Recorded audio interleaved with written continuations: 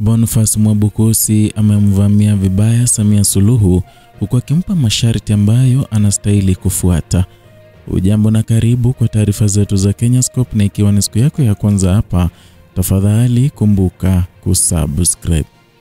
Katika wiki ambayo taifa lilikuwa bado halijapona kutokana na vilio vya maafa yaliyotokea baada ya maandamano ya vijana ya tarehe 29 Oktoba mwaka huu, sauti yenye uzito wa kisiasa na dhamira ya kitaifa imeibuka.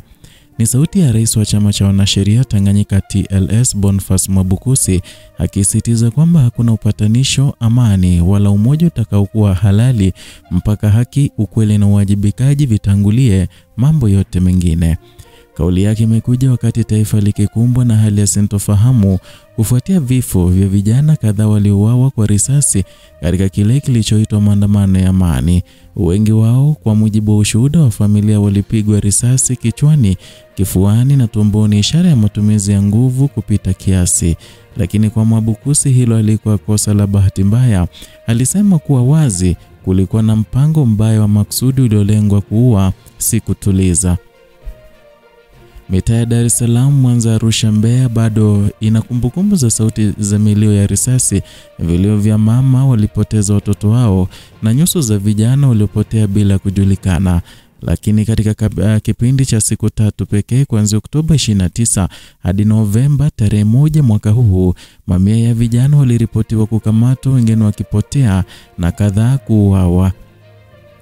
Mamlaka zilikanusha matumizi ya nguvu kupita kiasi, lakini picha na ushuhuda ulioenea mtandaoni ulionyesha taswira tofauti. Ni katika mazingira hayo ambapo kauli ya Mwabukusi imechukua nafasi ya kipekee ya kulazimisha taifa kuangalia ukweli usiofurahisha machoni pake.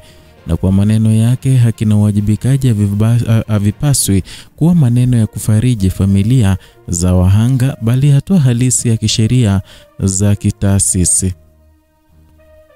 Tangu matukio hayo, vyombo vya habari na asasi za kiraia zimekuwa zikirejelea kile kinachoonekana kama wimbi la kesi za ajabu dhidi ya wakosoaji wa serikali.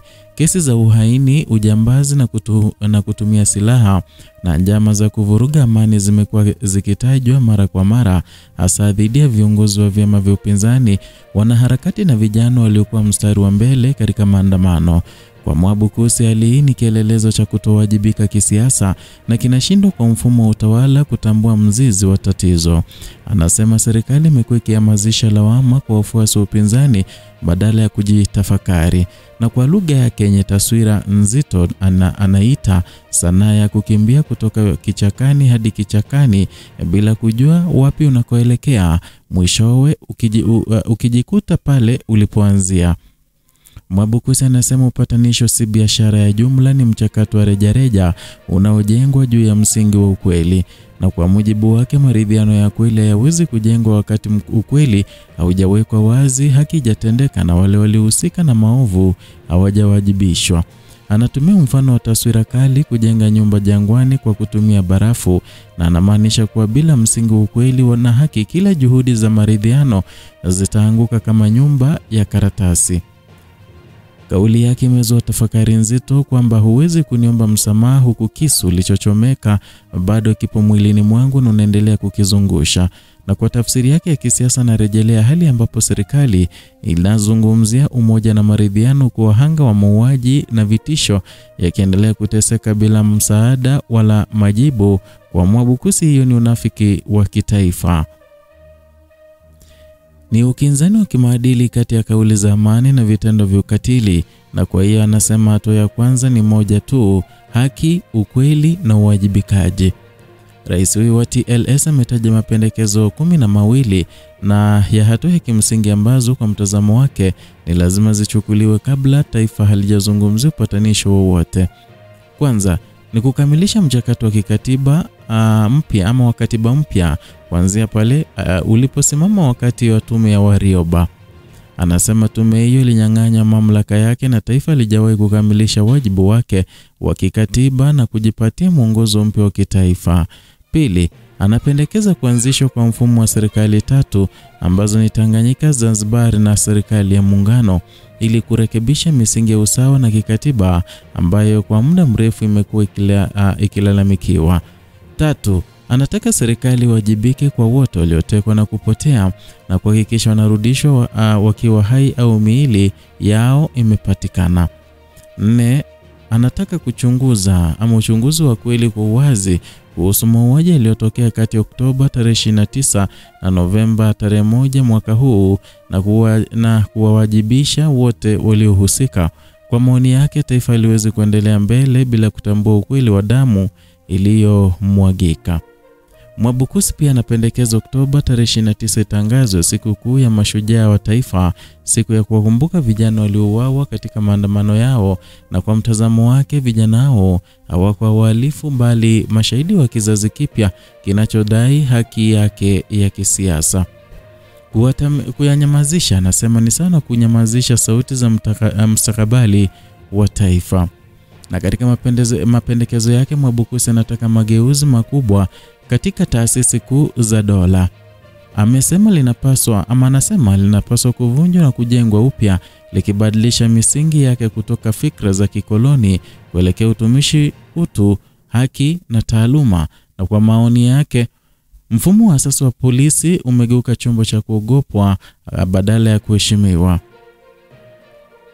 Anapendekeza ivunjwe na kuundwa upya na kuwekwa viongozi wapya ambao hawaegemei upande wowote. Anasema kuwa chombo hicho kimekuwa kikwazo kwa ziara ya ushindani na uhuru wa vyama. Uchunguzi huru wa kimataifa. Mwabukusi vilevile anataka taasisi huru zisizo na ushawishi wa kiserikali zipewe ruhusa kuchunguza ukiukwaji wa haki za binadamu uliofanyika kabla, wakati na baada ya uchaguzi mkuu wa mwaka 2025 na matokeo yake kuchapishwa hadharani. Miongoni mwa hoja zake nzito ni kuhusu vijana waliouawa. Anasema ni ovu mkubwa kuamlia familia jinsi ya kuomboleza au kuzikwa kwa wapenzi wao waliouawa na matumizi mabaya ya madaraka. Kwa hivyo anataka serikali kurejesha miili ya wahanga kwa familia zao ili wapewe maziko yenye heshima na hadhi. Anasisitiza kwamba serikali inapaswa kutoa tamko rasmi bila masharti kudhibiti vitisho dhidi ya Watanzania popote walipo, ndani au nje ya nchi, hasa wale wanaokosoa mamlaka. Na kwa mtazamo wake ni kwa kutekeleza hatua hizi ndipo taifa litakuwa na uhalali wa kuzungumza kuhusu mustakabali wake. Kwa maneno ya Mwabukusi, majina ya mataifa hayawezi kupatikana kwa kufunika majeraha ya maneno matamu. Anataka ukweli ujulikane, makosa yakubaliwa, na waliokiuka wajibu wa kijamii wawajibishwe kwa mujibu wa sheria. Anasema maridhiano ya kweli yanajengwa juu ya msingi uhalisia, si uongozi wa maneno. Kauli hii inalingana na wajibu wa chama cha wanasheria Tanganyika, taasisi inayohusishwa na utetezi wa haki, utawala wa sheria na uhuru wa kimahakama. Kwa hiyo, kauli ya Mwabukusi inachukuliwa si tu kama maoni binafsi bali kama sauti ya taasisi ya kisheria yenye mamlaka ya kitaifa.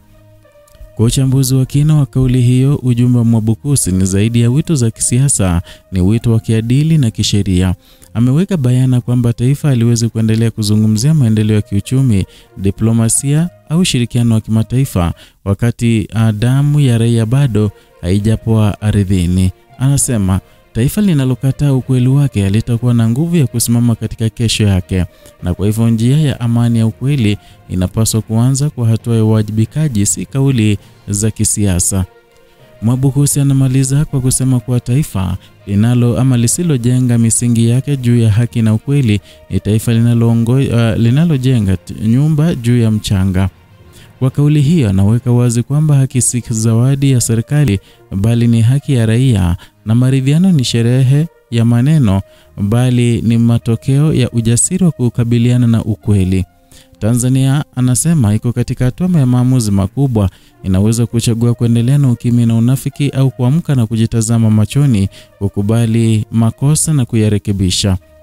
Na kwa maoni yake ndio njia pekee ya kujenga taifa linalojua thamani ya utu na mwanadamu. Ni taifa linalotambua kuwa amani ya kweli huanza pale haki inapotekelezwa. Mpenzi mtazamaji, huu ndio uchambuzi wa kina kutoka hapa Kenyascope. Kumbuka kusubscribe, kulike na kushare video yetu.